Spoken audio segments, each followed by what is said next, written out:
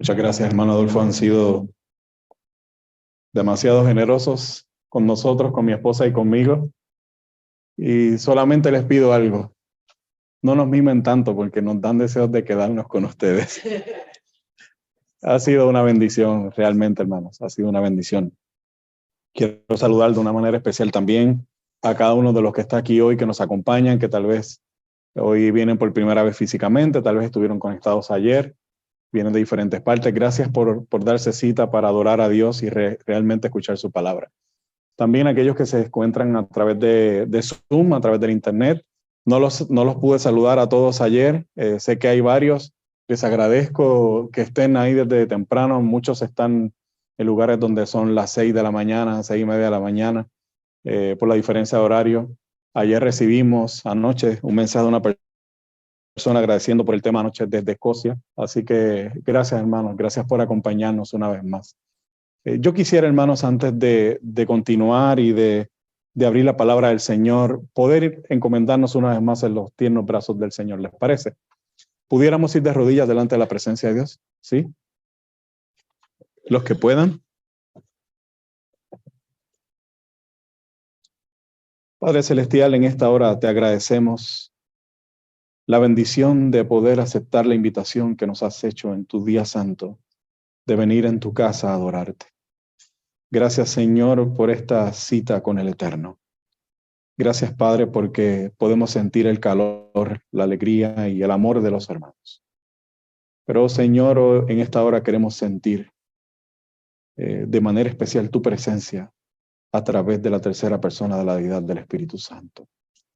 Queremos, Señor, que tome nuestros corazones y nuestras mentes. Que pueda, Señor, ser quien rija este culto. Y que, Padre, en esta hora cualquier preocupación, pensamiento, angustia, aún dolencia física pueda, Señor, quedar a un lado en esta hora.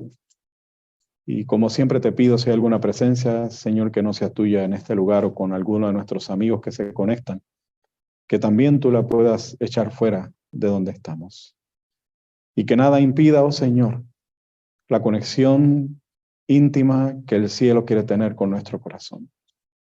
Así, Señor, que tomes el control de mi mente, de mis labios, y que sean tuyas las palabras, y que seas tú, Señor, solamente a ti y a tu Hijo Jesucristo el que sea glorificado en esta hora.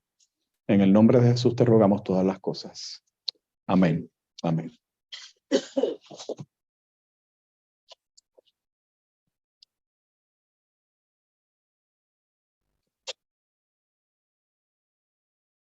Bien. Durante estos días, estas 3 reuniones que vamos a tener, la temática es la familia en el tiempo del fin. Y como decíamos anoche, normalmente son cosas que no se tienden a asociar. El primer tema de anoche, familias de fe, pretendía o tenía la intención de que viéramos que el primer paso en la redención y la restauración de la familia y de que la familia pueda cumplir con el propósito que vamos a ver hoy, con el cual fue creada, es que podamos tener fe, que podamos apropiarnos de la fe, pero no de cualquier fe. A ver para los que estaban anoche, ¿de cuál fe es que estamos hablando? ¿Cuál fe es la que necesitamos apropiarnos? ¿De la fe de quién? La fe de Jesús, la fe de Jesús.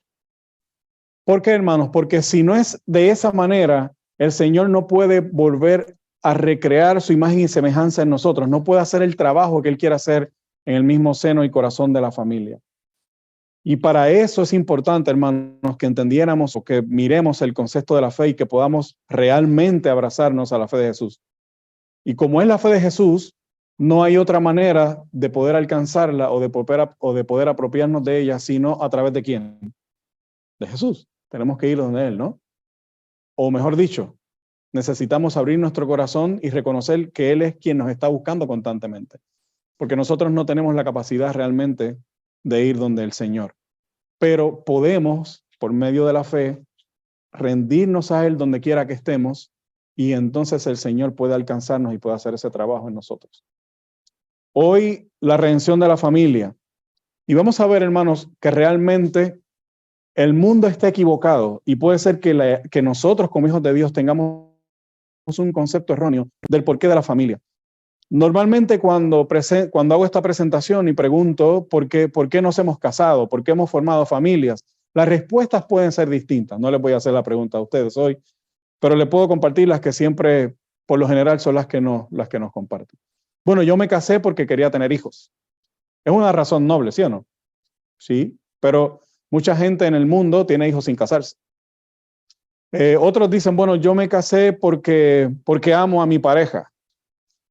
Bueno, definitivamente sería una gran dificultad casarse sin amarse. Pero el mundo se une hace relaciones sin casarse. Otros dicen, bueno, yo creo que el propósito de la familia es que podamos proveer alimento, casa, abrigo a nuestras familias, poder ser buenos proveedores y dar a nuestras familias lo que necesitan. No sé en España, puede ser distinto. En mi país, el gobierno hace todo eso.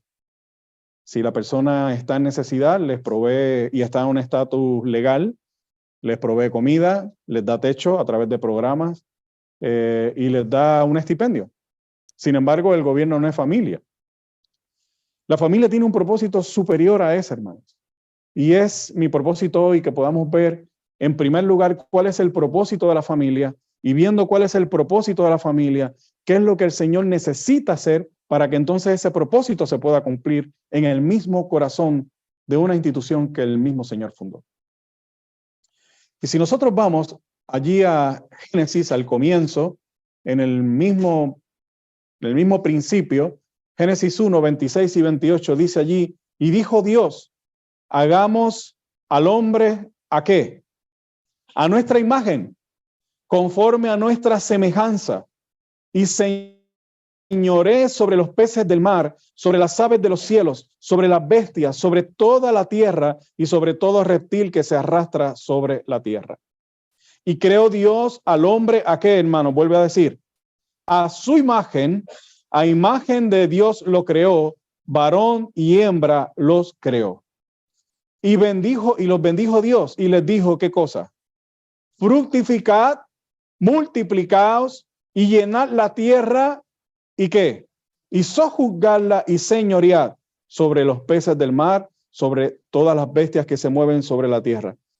Hay tres cosas que quisiera resaltar, hermanos. En estos textos estamos viendo, ¿qué cosa? La creación de qué, hermanos? ¿La formación de qué? De la familia, de la familia. Cuando estamos hablando de la creación del hombre y la mujer, no es otra cosa que la institución de la familia. De hecho, ahí dice, y la respuesta fue correcta, la creación del hombre, pero dice ahí que Dios creó al hombre y después dice, a imagen de Dios los creó, varón y hembra los creó. Cuando el Señor está hablando de hombre, se está refiriendo realmente a la institución de la familia. Creó al hombre y a la mujer. Ahora, cuando el Señor los crea, pone en ellos ¿qué? Versículo 26, versículo 27. Su imagen y qué cosa. Su semejanza. Le pone, hermanos, los impregna, los sella con su imagen y semejanza. ¿Por qué? Si vamos a ver en el versículo 28, después que le pone su imagen y semejanza, entonces les dice qué cosa. Fructifíquense y multiplíquense. No antes, el ser humano había sido dotado y capacitado, había sido creado a la misma imagen y semejanza de su creador. Y en esas condiciones, entonces, estaba en posición de multiplicarse y de fructificarse.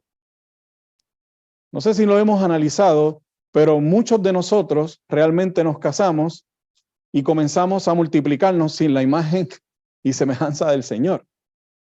Y eso ha creado serios problemas hoy en día. ¿Por qué? Porque después de haber tenido la imagen y semejanza del Señor y entonces multiplicarse y fructificar, el hombre estaba en capacidad de sojuzgar y señorear la tierra. Es decir, de dirigir y de administrar la tierra. Ahora, hermanos, ¿cuál es el problema? ¿O cuál era la situación? ¿O cuál era parte del propósito? La familia, la institución de la familia, fue creada con el propósito de perpetuar la imagen y semejanza de Dios en este mundo, o de extender la imagen y semejanza de Dios. ¿Por qué? ¿Por qué razón? Bueno, hay una razón específica, hermanos. Y esa razón se encuentra allí en la matutina Dios nos cuida, página 191. Dios creó al hombre, ¿para qué, hermanos? ¿Para qué? Para su propia gloria, no es para gloria del ser humano. Es decir, la institución de la familia, sí, qué bueno porque trae bendición al hombre, porque trae deleite al hombre, definitivamente trae felicidad al hombre, pero el propósito ulterior de la creación de la familia, de la institución de la familia, hermanos, era para la gloria de Dios. Tenemos un propósito superior que sencillamente satisfacernos nosotros mismos. ¿Y cuál es ese propósito? Para que después de la prueba, la familia humana pudiera ser una ¿con quién? Con la familia celestial. Y ahora bien, hermanos, lo contundente. Era propósito de Dios repoblar el cielo. ¿Con qué cosa, hermanos? No dice con las personas humanas. No dice con la gente. Dice con qué, hermanos.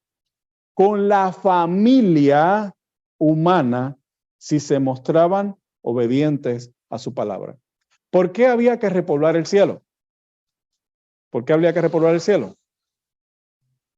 Bueno, en Apocalipsis tenemos, hermanos, que el dragón arrastró una tercera parte de los seres creados en el cielo. Ahora, es interesante, hermanos, porque fíjense, esos que fueron arrastrados o esos que fueron arrancados del cielo habían sido creación directa de Dios. Dios los había creado.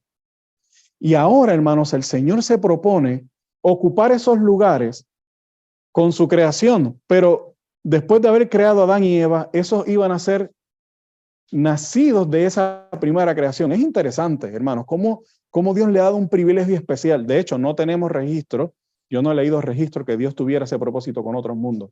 Era con esta creación. Ahora, ese es el propósito ulterior. Y ahora dice, Dios quisiera que nuestras familias, eso está en el Hogar Cristiano, página 13, fuesen símbolos de la familia del cielo. Recuerden esto cada día los padres y los hijos y relaciónense unos con otros como miembros de la familia de Dios. Entonces su vida será de tal carácter que ¿qué? Que dará al mundo una lección objetiva de lo que pueden ser las familias que aman a Dios y guardan sus mandamientos. Es decir, hermanos, la primera y más grande obra es en el mismo seno de la familia. Nosotros no tendemos a hablar mucho de eso, porque no tenemos tanto en el registro bíblico ni en el espíritu de profecía. Pero cuando miramos, hermanos, en la vida del Señor, en la vida de Jesús, Jesús salió a su ministerio público después que había cumplido con el ministerio familiar. Ya había cumplido como hijo, había cumplido como hermano. Sabemos que él tuvo otros hermanos anteriores a él, por parte de José. Y cuando él hubo cumplido, hermanos, con su ministerio familiar, hermanos, entonces estaba en posición de ir a cumplir con el ministerio público. Pretender, hermanos, ser un buen cristiano sin ser un padre a la imagen y semejanza de Dios, o una madre a imagen y semejanza de Dios, o un hijo o un hermano a la imagen y semejanza de Dios, hermanos, no solamente es contrario al plan divino, sino que trae oprobio a la causa de Dios. Querer ser un buen cristiano en la iglesia, pero en mi casa, hermanos, ser un déspota, ser un desconsiderado, ser una persona agresiva, maltratante o sin amor, hermanos, sin tacto, es sencillamente, hermanos, un oprobio a la verdadera causa de Dios. Y lo peor, hermanos, es que el mundo se da cuenta. El mundo se da cuenta. De manera, hermanos, que ser, no saber, ayer hablamos de la diferencia de ser y saber. Ser y no necesariamente saber, sino que ser a la imagen y semejanza de Dios era un prerequisito para entonces someter o sojuzgar la creación. Esto Satanás lo sabía, hermanos. Por eso, desde el mismo principio, desde el mismo comienzo, ¿dónde figuró el ataque de Satanás? ¿En dónde figuró el ataque de Satanás? ¿En el mismo qué? En la misma familia, hermanos, en el corazón de la familia. Y haciendo esto, hermanos, pregunto, ¿logró borrar la imagen de Dios? De la familia, ¿la logró borrar, sí o no? ¿La logró difuminar? Miren, hermanos, él sabía que si el hombre perdía la imagen y semejanza de Dios, el hombre iba a sojuzgar y señorear la creación, no con los tres principios del cielo, amor, bondad y misericordia, sino con los tres principios del reino del enemigo, o de Babilonia, podrían decir algunos, escatológicamente, que es el egoísmo, el amor propio y el orgullo. Miren, hermanos, y esto lo podemos ver muy ilustrado en Génesis 3, precisamente el resultado. Mas Jehová Dios llamó, esto es posterior a la caída de la raza humana, después que cayeron en pecado. Mas Jehová Dios llamó al hombre y le dijo, ¿dónde estás tú? Y respondió, y oí tu voz en el huerto, ¿y tuvo qué? Miedo, porque estaba desnudo y me escondí. Y Dios le dijo, ¿quién te enseñó que estabas desnudo? ¿Has comido del árbol que yo te mandé, no comieses? ¿Y cómo contestó el hombre, hermanos? ¿Cómo contestó el hombre? Y el hombre respondió, la mujer que me diste por compañera me dio del árbol y yo comí. ¿Qué logró Satanás, hermanos? De ser un equipo, de ser uno, de ser una sola carne, ahora dividió la familia. Y el hombre, en lugar de proteger, de amar y de cuidar de su esposa, hermanos, ¿qué hizo? La expuso y la atacó, ¿sí o no? Sí, hermanos. Y esa ha sido, hermanos, la historia de la familia cuando no ha sido redimida. Cuando hay dificultades en la familia, comienzan los ataques y comienzan los señalamientos. Y tristemente, hermanos, en las ocasiones que me ha tocado como anciano de familia ir a visitar a algún hogar donde hay dificultades, no recuerdo haber visitado uno que dijera, cuando hablamos con uno o con el otro, bueno, mira, la situación realmente es que es mi responsabilidad. No, siempre la acusación es, estamos así porque ella, o estamos así porque él, ¿sí o no? Y miren, hermanos, y ahora ese conflicto que nosotros creemos que es con nuestra esposa o con nuestro esposo. Miren, hermanos, realmente el conflicto no es contra mi esposo, contra mi esposo, contra mis hijas, contra mis hijos, contra mis padres. El conflicto es contra el enemigo. Pero el enemigo ha utilizado o utiliza, hermanos, los instrumentos que él encuentra accesibles para enardecer ese conflicto en el seno de la familia. Y yo quiero decir, hermanos, que la verdad es que muchas veces pensamos que lo que necesitamos son más seminarios de, ¿verdad?, cómo poder resaltar los modales o los principios en el hogar, o que mi esposo debe aprender en las cosas que debe ayudarme, o que mi esposa debe aprender las cosas que debe cumplir. Y realmente les digo, esas cosas pueden tener su lugar. Pero si nosotros no entendemos, hermanos, realmente en dónde nace el conflicto, en dónde radica el conflicto, y qué es lo que verdaderamente necesita la familia. Hoy podemos hacer un seminario muy bueno acerca de eso, pero el año que viene vamos a tener que hacer ¿qué? De nuevo otro seminario. Sin embargo, hermanos, si la familia entiende cuál es la verdadera necesidad y dónde radica la raíz del problema, todas esas cosas que pueden ser secundarias, que no es que no sean importantes, yo creo que el Señor las puede ir arreglando. Porque una vez el varón y la mujer son redimidas a imagen y semejanza de Dios, habrá que retocar muy poco acerca de esas cosas, hermanos. Ya de manera espontánea, de manera natural, el hombre va a reconocer que la mujer necesita ayuda en distintas cosas y la mujer va a reconocer también lo mismo.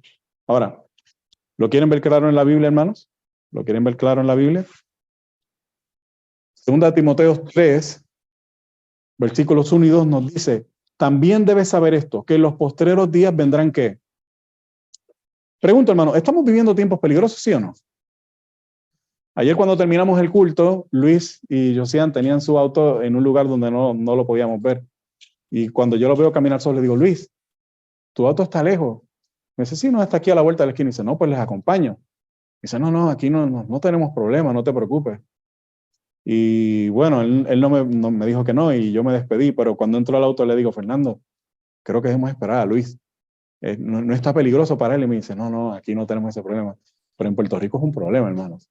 En Puerto Rico usted sale de su casa y usted no sabe si llega realmente. Y está viendo crímenes en lugares públicos, está viendo crímenes en lugares donde antes no había. Así que definitivamente estamos viviendo tiempos peligrosos, pero podemos pensar, hermanos, ¿cuál es la raíz del peligro? Los gobiernos se lo achacan al uso de drogas, hay problemas sociales donde quiera, y no es que esas cosas no contribuyan al peligro, pero la raíz del peligro, hermanos, el apóstol Pablo en su carta a Timoteo nos las explica. Y dice en primer lugar, porque habrá que, hermanos, hombres amadores de sí mismos. ¿Cómo podemos definir eso? Otra palabra para definir eso de manera precisa es el egoísmo, hermanos. La raíz, hermanos, el problema del peligro hoy, el problema de la disensión en los hogares, el problema de los conflictos en el hogar, es que estamos viviendo de manera egoísta. Ahora, hermanos,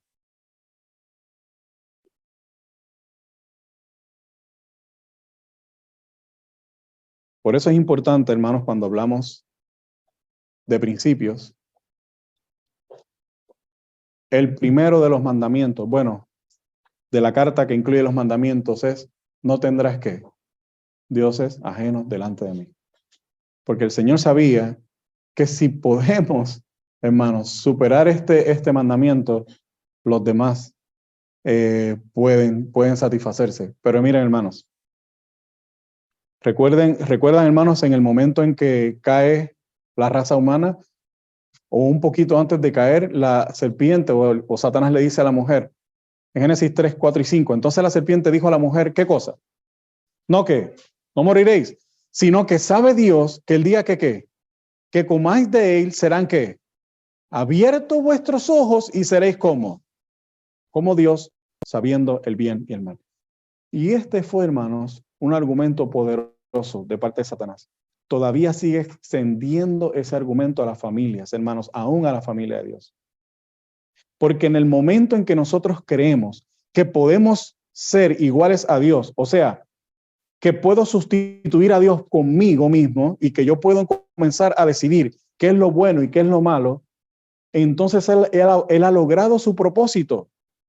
Y ahora, a partir de ese momento en adelante, el que gobierna, el que reina, no soy yo, hermanos, es el enemigo a través del que vive egoístamente. Y esa fue la propuesta que él le hizo a la familia del principio, y tristemente la familia aceptó, la familia patriarcal. Y desde ese momento entonces es necesario redimir a la familia, redimir a esa institución. Fíjense, hermanos, en el principio fueron fundadas dos instituciones claves. La primera fue ¿cuál? ¿La primera fue cuál? Veo distintas opiniones. Bueno, miren, hermanos, la realidad es que el Señor primero forma la familia. Fue su primera institución, y después entonces, habiendo quien guarda el sábado, pone el sábado para que la familia lo pueda guardar, ¿no? Ahora, ¿han sido, hermanos, invalidadas por parte del enemigo las dos instituciones? Pregunto, ¿han sido objeto de ataques? A veces vemos que el enemigo está atacando el sábado, pero se nos olvida que hubo una institución primero y que el enemigo la atacó del principio. La pregunta, ¿Satanás ha tratado de invalidar esas dos instituciones, sí o no? Sí, hermanos. Pregunto, ¿las dos instituciones, al ser invalidadas, necesitan ser restauradas para restaurar o para vindicar el carácter de Dios, sí o no? Sí, no solamente el sábado, sino también ¿qué? La familia también. Pregunto, ¿el Señor lo va a hacer, sí o no? ¿Cómo lo va a hacer? Bueno, sabemos, los que hemos leído la Biblia, el espíritu de profecía, específicamente el espíritu de profecía nos dice, el conflicto de los siglos, que antes de que el Señor venga, quedará para que el mundo atestigue, el Señor va a poner en letras de fuego en el cielo los 10 mandamientos, ¿sí o no?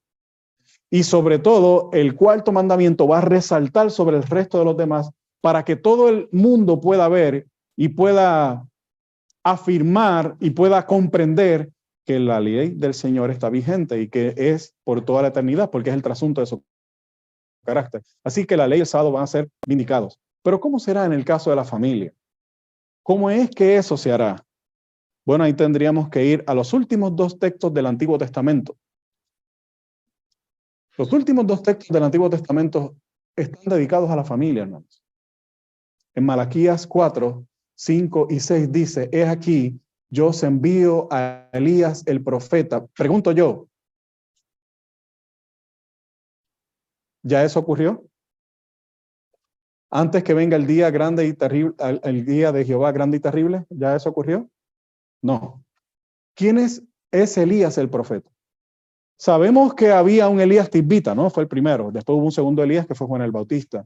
Pero es necesario que venga un tercer Elías. ¿Y ese tercer Elías quiénes son? La Iglesia Adventista de Granollers. Vamos a definirlo más en el contexto de lo que estamos hablando. Las familias de la Iglesia Adventista de Granollers. Ese es el tercer Elías. Él convertirá el corazón de los padres a los hijos y el corazón de los hijos a los padres, no sea que yo venga y hiera la tierra con maldición. Antes de que venga el día grande y terrible de Jehová, las familias de la Iglesia Adventista de Granollers van a ser utilizadas para hacer o para convertir el corazón de los padres a los hijos y el corazón de los hijos a los padres. Ahí está hablando de un evento escatológico, es decir, en el tiempo y en el momento del fin, en el que el Señor va a utilizar esa institución que fue fundada en el principio con un propósito para que por fin lo pueda cumplir. Y eso está en el contexto, hermanos, de Apocalipsis 18, que no es otra cosa que la lluvia tardía y el fuerte pregón. Habíamos hecho antes ese link, ese enlace entre las familias y el derramamiento de la lluvia tardía y el fuerte pregón. Miren, hermanos, todos los sistemas de retiro están en crisis. No quiero alarmarlos, no quiero que se vayan de aquí angustiados. Posiblemente algunos de aquí ya estén disfrutando de su jubilación o su retiro. Pero en mi país, por lo menos, el sistema más grande de retiro posiblemente en el mundo es el Seguro Social americano. Y lleva en crisis varios años. A cada rato hay que volver a inyectarle fondos porque no hay manera de sostenerlo por mucho tiempo más. Pero la realidad es que aún los sistemas más sólidos en mi país de retiro, el sistema de retiro de la Autoridad de Energía Eléctrica, de la Asociación de Maestros, ya están en crisis, ya están en default, ya están en bancarrota. La pregunta es, ¿por qué están en crisis? Y la realidad, hermanos, es que hemos cambiado el orden del Señor. Y cuando nosotros cambiamos el orden del Señor, lo que siempre se genera es caos. ¿Cuál es el sistema de retiro del hombre, de la sociedad, el que el hombre instituyó? El sistema de retiro que el hombre instituyó es que tú trabajes toda tu vida y trabajes y trabajes y trabajes. Y al final, después de haber dedicado toda tu vida a trabajar y de no hacer otra cosa más que trabajar, entonces te va a tocar un chequecito, por lo menos así es allá, que apenas te da para vivir. O sea, acá, aquí a lo mejor puede decir que esté un poco más cómodo. Pero allá, hermanos, tenemos la situación de que las personas de la tercera edad, o sea, las personas que ya se retiraron, tienen segundos trabajos. Están trabajando nuevamente para poder subsistir. Ahora, ¿cuál es el sistema de retiro del Señor? ¿Cuál era el sistema de retiro del Señor? El sistema de retiro del Señor era muy sencillo, hermanos. El sistema de retiro del Señor está en el mandamiento, donde dice, honra a tu padre y a tu madre para que tus días, ¿qué? ¿Cómo murieron los patriarcas Isaac y Jacob? ¿Rodeado de quién? De sus hijos. El sistema de retiro de los padres son ¿quién? Son los hijos. Ahora, si no hemos tenido hijos por alguna razón, no tenemos que preocuparnos, porque para eso está la familia de Dios, para eso está el pueblo de Dios. Se supone que entonces nos encarguemos, el Señor había instituido un sistema para que el pueblo de Dios atendiera a aquellos que estaban en necesidad, para que nadie tuviera que pasar necesidad.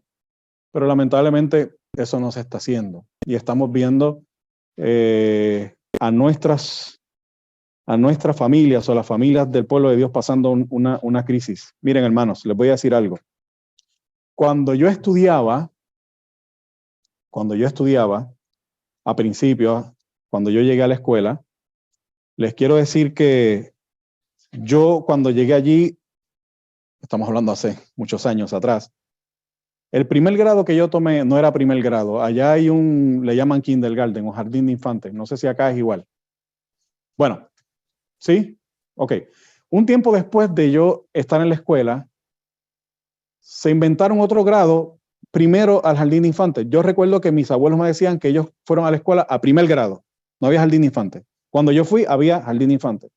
Después de yo llegar a la escuela, se hizo un pre-pre o un pre-jardín de infantes.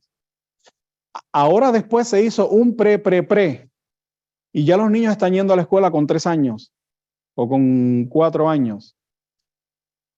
Ahora, el sistema actual es que cuando la mujer da luz, tiene apenas un tiempito para estar con su bebé, casi nada, y cuando ese tiempito pasa, se va a trabajar y lo entrega o se lo deja a una nana o a alguien que ni siquiera posiblemente conoce mucho y que no tiene los mismos valores de su familia para que esa persona se encargue de en esos años claves criar a sus hijos. ¿Qué es lo que está ocurriendo, hermanos? Los niños crecieron, se acostumbraron a estar sin sus padres, se acostumbraron a ver la cara de otra persona, a recibir valores de otra familia, y hoy por hoy, cuando los padres llegan a cierta edad, que se supone que bíblicamente nos encarguemos de ellos, ¿dónde están los ancianos de este tiempo? Por lo menos en mi país, los ancianos están muriendo, hermanos, en hogares olvidados por sus hijos. No sé si acá es distinto, puede ser que acá sea distinto. ¿Por qué, hermanos? Porque los hijos dijeron, bueno, si cuando yo te necesité, tú no estuviste conmigo, pues ahora que te atiende otra persona. Y los hijos van una vez al año, casi siempre para lo que se celebra en el mundo, el Día de los Padres o de las Madres, y dejan un regalito y comparten con ellos, no lo vuelven a ver. ¿Qué quiero decir, hermano? Siempre que nosotros cambiamos el orden del Señor, va a haber peligro, va a haber caos. Y para que no quede duda, hermanos, de lo que puede ser un hogar a la imagen y semejanza de Dios, les voy a compartir esta cita del Hogar Cristiano, página 30. Un hogar piadoso, bien dirigido, constituye un argumento poderoso en favor de la religión cristiana. Un argumento que el incrédulo no puede negar. Todos pueden ver que una influencia obra en la familia y afecta a los hijos y que el Dios de Abraham está con ellos. Si los hogares de los profesos cristianos tuviesen el debido molde religioso, ejercerían una influencia en favor del bien, serían ciertamente, ¿qué cosa, hermanos? Pocos, o sea, una persona que refleje el carácter del Señor, hermanos, es un testimonio al mundo, ¿sí o no? ¿Sí o no? Sí, hermanos. Ahora, una familia, hermanos, imaginen eso en una familia, que los niños desde el más pequeño hasta el mayor, que los padres, ambos hermanos, se pueda ver, hermanos, como dice el texto, como decía el consejo, que esa familia sea un reflejo de la familia del cielo. ¿Qué impacto mayor pudiera tener? Ya no uno allá y otro acá. Ahora toda la familia junta, hermanos. ¿Sí o no? Yo recuerdo hace un tiempo, bueno, a la tarde les contaré acerca del testimonio de cuando mi hija estuvo muy enferma. Ese tiempo mi esposa tuvo que estar en Estados Unidos con mi hija durante varios meses. Y en uno de los viajes que yo tuve que dar para seguir atendiendo la situación, ya estábamos en Estados Unidos y ya cuando ya se había mejorado un poco, decidimos viajar 6 horas, ella está en Virginia, a ver las cataratas del Niágara. Mis hijas nunca habían visto eso y era todo un espectáculo. Así que fuimos allá, dimos el viaje, nos quedamos una noche y en un momento dado fuimos a comer a un restaurante. Y mientras estábamos comiendo, ya cuando estábamos casi terminando, se acerca una canadiense. Bueno, estábamos en el lado de Estados Unidos, era de Estados Unidos, americana. Y va a la mesa y dice, perdonen que los interrumpa, ¿puedo hablar con ustedes un ratito? Y yo le dijimos, sí, claro, que ¿cómo le podemos ayudar? Y dice, yo soy maestra Y lo que he visto hoy es tan difícil de verlo. Me impresiona tanto que quise venir a hablar con ustedes. ¿Ustedes son cristianos? Y sí, sí. No nos estaba diciendo si éramos cristianos por la vestimenta, Fernando, fíjate, o porque estábamos hablando algo de la Biblia, porque ella estaba en una mesa muy distante. A mí dice, es que noté, ¿qué notó ella? Mientras estábamos comiendo, en un momento dado, mi hija del medio, la de la sabanita, ¿recuerdan la que le hice la historia de la sabanita? Comenzó a darme de su comida, a alimentarme, a darme. Y yo abría la boca y ella me da bien. Y ella dice, como dicen ustedes, venga, es que eso no se ve ya. ¿Cómo hay una relación tan estrecha entre los hijos y los padres? Ya los hijos no quieren compartir con los padres. O cuando la familia se sienta en un restaurante, cada cual está en su celular y nadie está hablando, nadie está compartiendo. Y eso me ha impresionado tanto que quise venir a hablar con ustedes. Y no lo digo, hermanos, por favor, que se entienda, no es para vanagloria ni para exaltación propia. Es que la realidad es que cuando una persona percibe, hermanos, que el Señor de alguna manera está dirigiendo o está guiando o está formando una familia, es un testimonio impresionante, hermanos, el que se puede dar. La semana pasada me encontré en la Asociación Adventista del Oeste con un misionero, un amigo muy especial. Nos conocimos hace muchos años, no nos veíamos hace 5 o 6 años, Heidi, que no nos veíamos. Él fue a Puerto Rico a dar unas clases de médico misionero y tuvimos la oportunidad de conocerlo. Y mientras estuvo en esa primera visita fue una noche a quedarse en nuestra casa. Él andaba con su esposa, con su hijo, y se quedaron con nosotros a dormir esa noche. Y compartimos durante el día que fue y esa noche y al otro día. Y cuando nos encontramos, me tocó y me abrazó. Y nos abrazamos allí y le dije, José, qué alegría verte, ¿cómo estás? ¿Qué ha pasado? Él es el director de un centro de vida sana en República Dominicana. Y me dice, venga, que quiero que saluden a mi esposa. Y la saludamos. Y le dije, y me dice, le digo, mira, vamos a planificar para encontrarnos más tarde. Estamos un poco ajorados estos días. Tengo un viaje a España y tengo que regresar. Y sí, pero si después nos podemos conectar. Y me dice, mira, y se le empieza a salir una lagrimita por este ojo. Me dice, yo quiero que ustedes sepan que la noche que yo pasé con ustedes marcó mi familia para toda la vida. Al sol de hoy todavía, cuando tenemos situaciones difíciles, recordamos esos días que pasamos con ustedes. Y fue una impresión para nosotros tan profunda que todavía la atesoramos. Si pudiéramos estar juntos, para nosotros va a ser una bendición. Así que, hermanos, pocos testimonios o pocos argumentos serán tan poderosos a favor de la causa de Dios como una familia cuando el Señor está, hermanos, dirigiéndola, cuando está trabajando en ella y cuando los miembros de esa familia están dispuestos a permitir esa obra. Ahora, ¿cómo podemos confirmar lo que dice Malaquías 4, 5 y 6? Acerca de que Dios va a redimir la familia, acerca de que el Señor va a utilizar a las familias de la tierra para, hermanos, trastornar el corazón. Y fíjense que dice, el corazón, y eso es raro, el corazón de los padres a los hijos primero. No dice el corazón de los hijos a los padres. Quienes primero se van de los hogares son ¿quién? Son los hijos. Sin embargo, ahí dice el corazón de los padres a los hijos. Y ahí explicamos ahorita, ¿verdad? ¿Qué es lo que está pasando en las familias entre los padres y los hijos hoy? Ahora, ¿cómo podemos tener otra confirmación acerca de eso? En estos 2:17 nos dice que sucederá en los últimos días, hermanos. Dice Dios que derramaré de mi espíritu ¿sobre qué? Sobre alguna carne, sobre alguna gente, hermanos. Sobre toda carne dice, vuestros hijos y vuestras hijas, ¿qué harán? Vuestros jóvenes verán qué. Y vuestros ancianos, ¿qué harán? ¿No es esa todos los componentes de la familia? Es más, está hablando de los que hoy son los más olvidados por la sociedad en la familia. Los hijos, los niños y los ancianos, hermanos. Y dice ahí que todos ellos recibirán el Espíritu de Dios, profetizarán, verán visiones y soñarán sueños. Ese texto, hermanos, es una inferencia directa a la obra que se nos describe en Apocalipsis 18:1, cuando toda la tierra será alumbrada con la gloria de Dios. Está hablando ahí, hermanos, del derramamiento del Espíritu Santo, no es otra cosa que de la lluvia tardía. Y hermanos, como dijimos ayer, los protagonistas de claro, es Cristo primero, pero los protagonistas, hermanos, en esta parte de la escatología y en el resto, sigue siendo ¿qué, hermanos? La familia. La familia.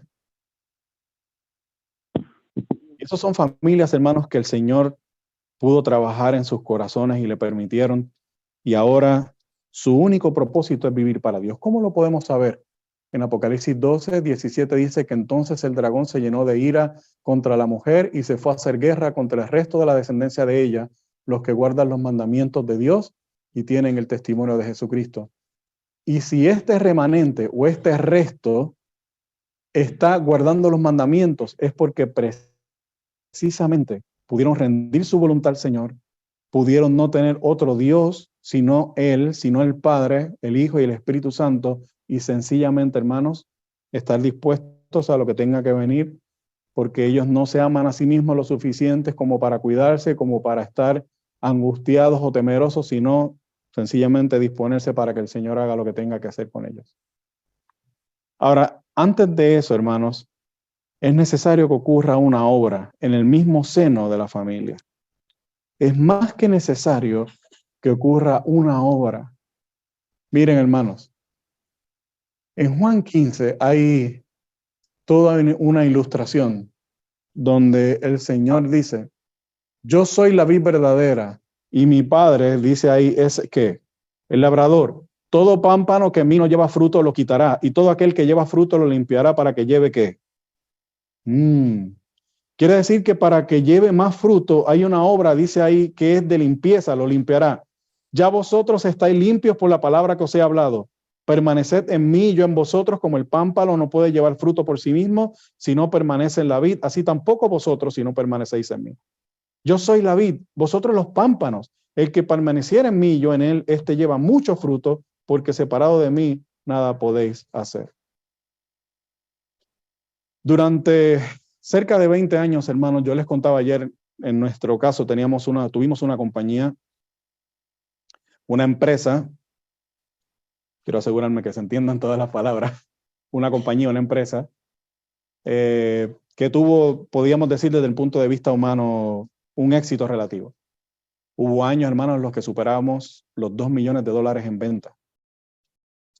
Y no era una empresa muy, muy particular, muy peculiar.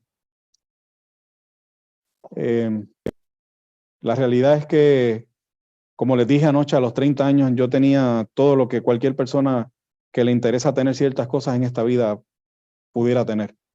Y en ese tiempo mi oficina posiblemente era una oficina parecida a esta. Y nos iba tan bien, hermanos, económicamente, que el estrés y el trabajo generado por ese éxito relativo, hermanos, no me permitía hacer otra cosa más que trabajar. No había tiempo para hacer vida devocional, no había tiempo para estar con los hijos, no había tiempo ni siquiera para llevarlos a ellos a ellas a una cita. De verdad que era muy poco lo que podíamos hacer como vida familiar. Ahora, no teníamos restricciones económicas. No había ninguna restricción económica, hermano. Todo lo que mi esposa podía aspirar lo tenía a la mano. Nosotros comíamos afuera todo el tiempo. Cuando teníamos oportunidad siempre estábamos comiendo afuera. Si teníamos que gastarnos $200 o más en una comida no había ningún problema. Si mi esposa tenía que ir al centro comercial y gastar lo que quisiera gastar, hermanos, lo podía hacer. Yo no le ponía ninguna limitación y nunca le cuestionaba por nada. Ella tampoco era muy gastona, hermanos. Esa es la realidad. Pero la realidad es que ella sabe que no tenía limitación. Y dentro de esa vorágine, hermanos, un día mi esposa me dice, ¿sabes qué? Me siento como una princesa en un castillo. Tengo todo lo que mis ojos pudieran desear. Pero aquí no está quien yo quisiera que esté. No tengo a quien más necesita esta familia. Y esas palabras, hermanos, golpearon mi corazón. Y mi hija estaba por cumplir años esos días, Valeria, la mayor. Y yo le hice la pregunta que típicamente tendemos a hacer los padres a los hijos. ¿Qué es lo que quieres que te regale? Sí, hermanos, porque muchas veces los padres queremos reemplazar o recompensar nuestra ausencia como padres con cosas materiales. Y queremos que nos desafíen. ¿Qué quieres que te compre? Decimos como dijo Herodes, si quieres la mitad de mi reino, hasta eso te voy a conceder. Y la respuesta de mi hija me dejó frío, hermanos. Mi hija me dijo, bueno, voy a decirlo en nuestro idioma y después decimos cómo ustedes lo mencionan o cómo ustedes lo entienden. Me dijo, yo quiero que me lleves al morro a volar chiringa. ¿Sí? Ok. Vamos a traducir eso. Chiringa es una cometa en mi país. No sé cómo se dice, papalote, cometa. Es como un avioncito con un hilo que se tira al aire. Cometa, ok. Pues vamos a traducirlo ahora, que Fernando es tremendo traductor. Yo quiero que me lleves al morro a volar cometa. El Morro es un lugar muy conocido del área histórica de San Juan, de la capital, un campo abierto al lado de un castillo español donde van muchas personas a hacer esa actividad. Y yo, hermanos, como a ese boxeador que le dan un golpe y como que lo dejan aturdido, volví, me recuperé y le dije, no, escúchame, ¿qué es lo que tú quieres que te regale? ¿Saben por qué ella insistía en que me dijera qué era lo que ella quería? Ella quería que me regalara, que yo le regalara, porque yo no podía llevarla. Y hermanos, hace 8 años entendimos que ese estilo de vida, en lugar de ayudarnos a nuestra familia, a nuestra área espiritual, nos iba a destruir. Y decidimos cambiar de oficina. Y hoy por hoy tenemos una oficina parecida a esta. Cambiamos totalmente de estilo de vida. Decidimos irnos a las montañas a vivir con un presupuesto extremadamente, hermanos, distinto al que estábamos acostumbrados. Ni una décima parte, hermanos. Ni una décima parte. Ni una 20ª parte, hermanos. Pero, hermanos, el Señor tuvo el espacio finalmente para comenzar a redimir a mi familia. Eso que ustedes ven ahí es recao o culantro. Se utiliza, al igual que el cilantro o el cilantrillo, para condimentar la comida. En Puerto Rico consumimos más esta hoja que el cilantro, aunque a mí personalmente me gusta más el cilantro. Pero las dos son muy utilizadas. Ahora, el trabajar o el cosechar esta hoja tiene una particularidad. La mata o la planta, lo que usted va a cosechar, la planta desarrolla las hojas y las espigas donde ella tira la semilla. De manera natural, la hoja va a poner su fuerza ¿dónde? En la espiga, porque de aquí es que ella se sigue propagando, ¿no? Para poder subsistir. Sin embargo, lo que usted quiere es esta parte o esta parte. Usted quiere las hojas. Aunque mucha gente utiliza esto, un secreto acá entre nosotros, la mayor parte del sofrito que se vende en Puerto Rico se vende con esta parte porque es más económica y tiene buen sabor. Pero la gente no lo sabe, no se lo comenten mucho. La realidad es que usted quiere que esta sea la que se desarrolle. Para que esto se desarrolle, es necesario, imperiosamente, que usted cada vez que este tallo está creciendo, ¿qué haga? La corte, para que ella la fuerza entonces la eche aquí y no la eche acá. Si usted falla, hermanos, en la poda del recao, usted no va a tener ningún resultado positivo. ¿Se entiende el concepto? ¿Sí o no? En la vida espiritual, hermanos, lo que el Señor Jesús nos estaba diciendo a través del texto es que para que la vid lleve buen fruto, necesita de un trabajo, hermanos, que es la poda. La poda no es para el perjuicio de la familia, no es para el perjuicio de la gente, no es para hacernos daño, es para nuestro propio bien. Hay árboles o plantas que están laguindeciendo, que están casi muriendo. Y cuando se le hace una buena poda, ¿qué ocurre con la planta? Es como si volviera a nacer, hermanos, como si volviera a la vida, como si alguien hubiera plantado un árbol nuevo. Y esa es la obra que es necesaria que ocurra en el mismo seno de la familia. Hay cosas que están, hermanos, que hay que cortar. Hay cosas que se están haciendo que hay que cortar. Hay cosas que posiblemente se estén viendo que hay que cortar. Hay prácticas que tenemos dentro de nuestra familia que hay que cortar. Hay palabras que se están diciendo que hay que cortar. El problema es que, que posiblemente hasta el sol de hoy hemos tratado nosotros mismos de tomar las tijeras para hacer esa obra. Y yo como padre tomo la tijera o tomo el azote y yo me encargo de hacer esa obra. Y me encargo de podar a mi esposa, o mi esposa se quiere encargar de podarme a mí. Pero el Señor dice que esa obra no es de nosotros, ¿es de quién? Es del labrador. ¿Y quién es el labrador? No es mi obra, hermanos. Es la obra del Señor.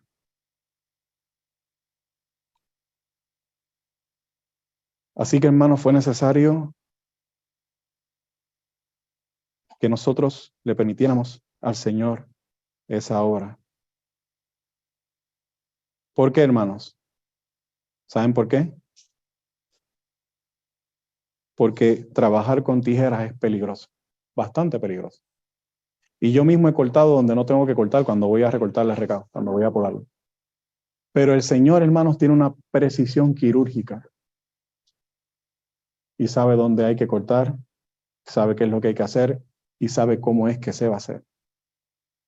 Y déjenme decirles, cuando el Señor hace ese trabajo, hace un trabajo que es duradero en la vida del ser humano. No es un trabajo temporero como el que podemos hacer nosotros.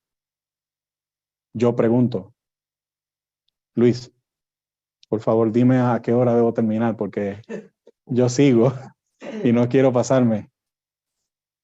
5. Antes de las 4. Perfecto. Me ha encantado eso. Antes de las 4, hermanos, ¿les parece? Bueno, miren, hermanos, ¿me dejan hacerle un par de historias y nos vamos? ¿Sí? ¿Le gustan las historias? A Estela le gustan las historias. Muy bien. Miren, hermanos, cuando nosotros decidimos, aceptamos el llamado del Señor para dejar ese trabajo, a lo que nos dedicamos era algo muy particular. Éramos distribuidores y productores de música, no de cualquier música, música cristiana, ¿no? Y llegamos al punto en que nos convertimos en el distribuidor internacional de mayor alcance y de más catálogo, o sea, el distribuidor más grande de lo que podrían catalogar muchos como reggaetón cristiano. Un género que ha causado tantos dolores de cabeza, ¿sí o no? El reggaetón en general, porque el bautizarlo como cristiano lo hemos hecho nosotros. El reggaetón es reggaetón donde quiera que usted lo ponga, no importa la letra que le ponga. Y nosotros entendimos a través de comprender la música correcta o la adoración correcta en un momento dado, que eso que estábamos haciendo estaba afectando el cuerpo de Dios. Que en lugar de ayudar, estábamos desayudando la causa del Señor. Así que mi esposa un día me dice, mira, yo necesito que tú veas estos videos. Yo estábamos en todo nuestro apogeo, hermanos, como empresa. Yo necesito que tú veas estos videos. Y yo le dije, ok, perfecto. Pero no quise ver ninguno. Y como al segundo o tercer día mi esposa me siente y me dice, yo necesito que tú veas estos videos. Y usted sabe, hermanos, cuando usted debe ser un esposo sabio, ¿verdad? ¿Sí o no? Así que yo me senté, vi los videos y entendí, hermanos, que lo que estaba haciendo no era correcto. Y en ese tiempo, hermanos, teníamos muchos contratos. Bueno, estoy resumiendo, posiblemente esto esté grabado en nuestro ministerio, usted lo puede ver con más calma.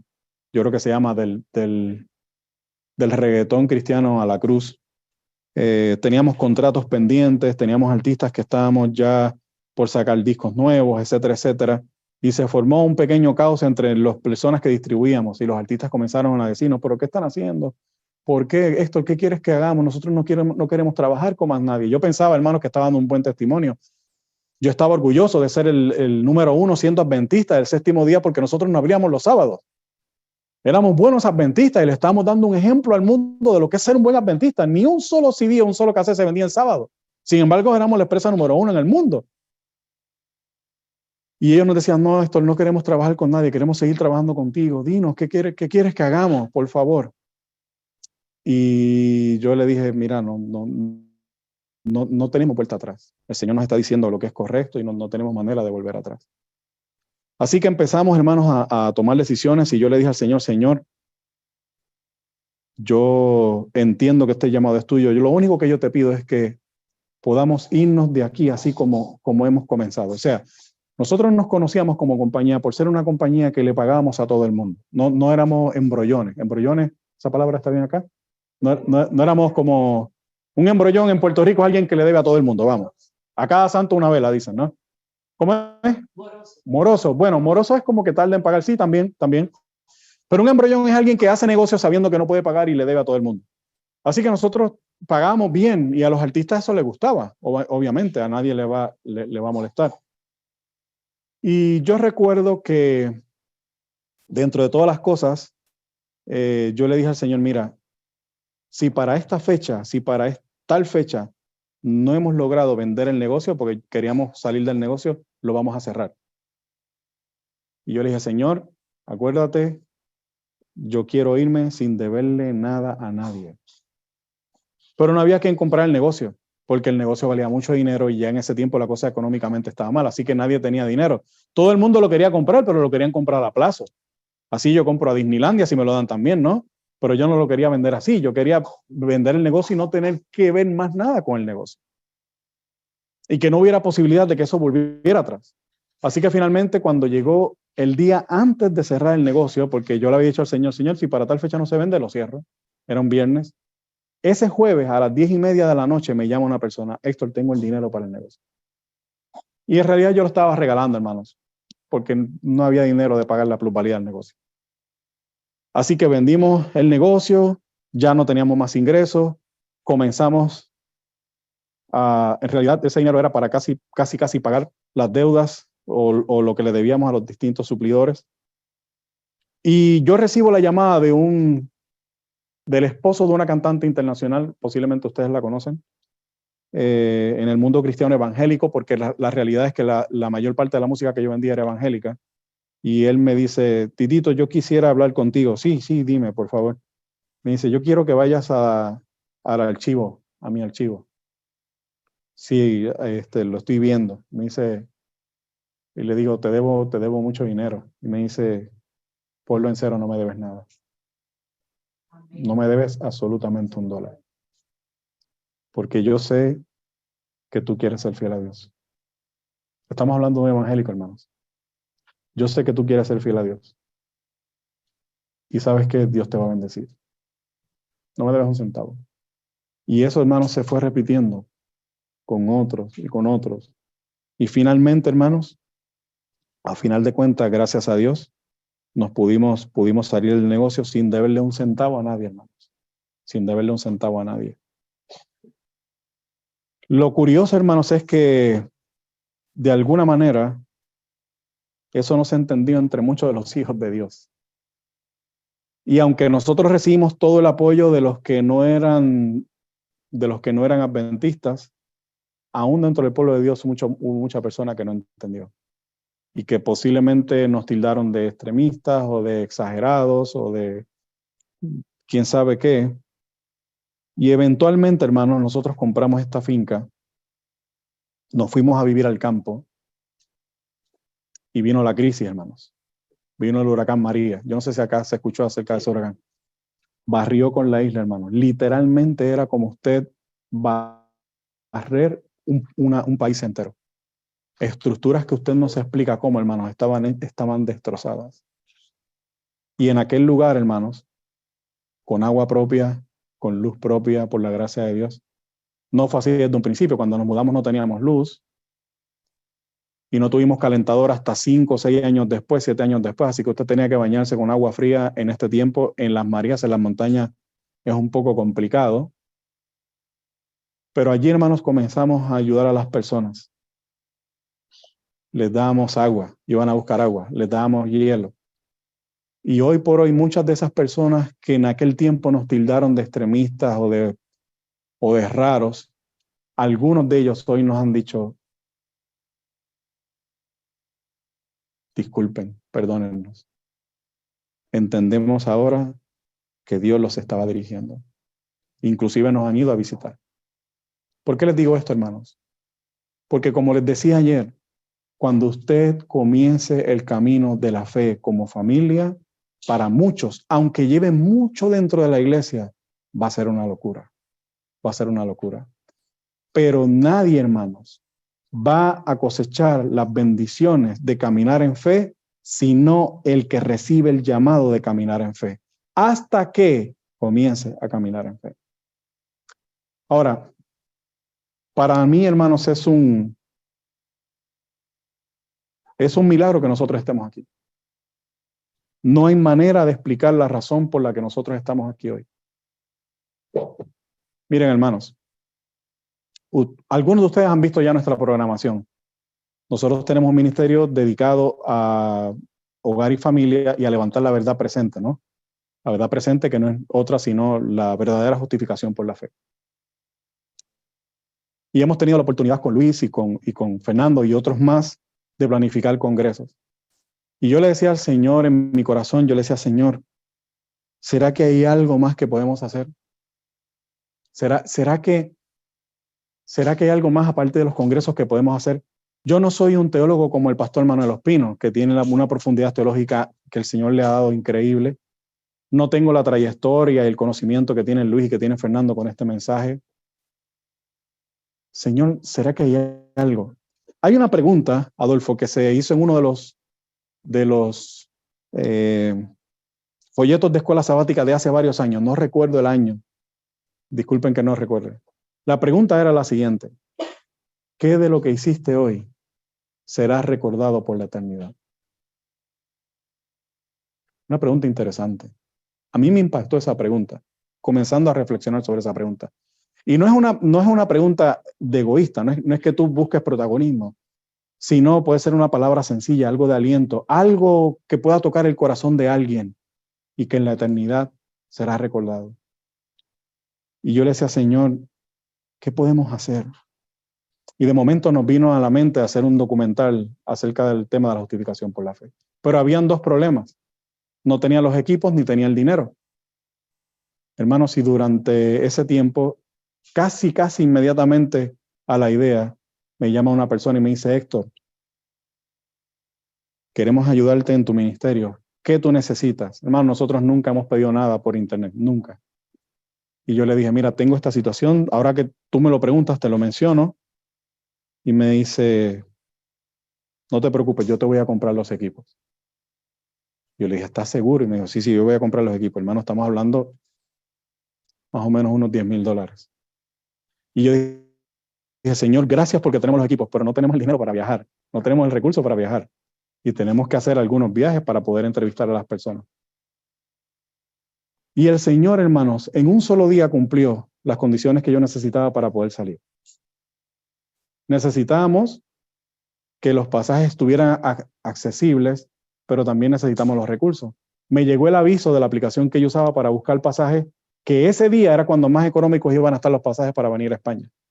Yo, Señor, me llegó el mensaje, pero no tengo el dinero para comprar los pasajes. Y ese mismo día nos llegó un mensaje a una persona, Héctor, acabamos de depositar tal cantidad de dinero en tu cuenta. Una cantidad que va a dar para poder hacer los viajes que tengamos que hacer y aún para hacer otras cosas que le estamos pidiendo al Señor. Hermanos, ¿qué le quiero decir? De personas que no nos conocen, hermanos. Personas que están en países muy distantes. Pero ¿qué les quiero decir? Hermanos, Dios no te va a pedir una fe ciega. Si miras hacia atrás, vas a poder ver que en tu familia ya Dios ha hecho grandes maravillas a favor tuyo.